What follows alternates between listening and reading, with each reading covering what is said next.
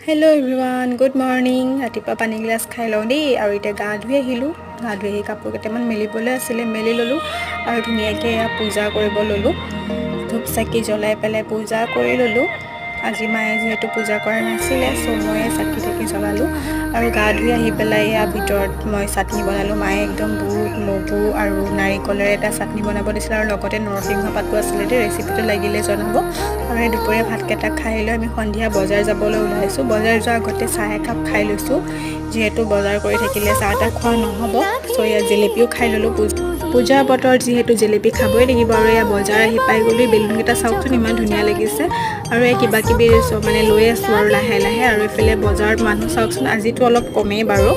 আৰু এইফালে মাহীহঁতো আহিছিলে, মাহীহঁত আৰু মাহীৰ ল'ৰাকেইটা, সিহঁতকো লগ কৰিলোঁ। তাৰপিছত ঘৰ আহি পালোঁ। কি ল'লোঁ মই পূজাত পিন্ধি পেলাই দেখাম একেবাৰে। আৰু আজিলৈ ভিডিঅ'টো ইমানেই আছিলে, বাই।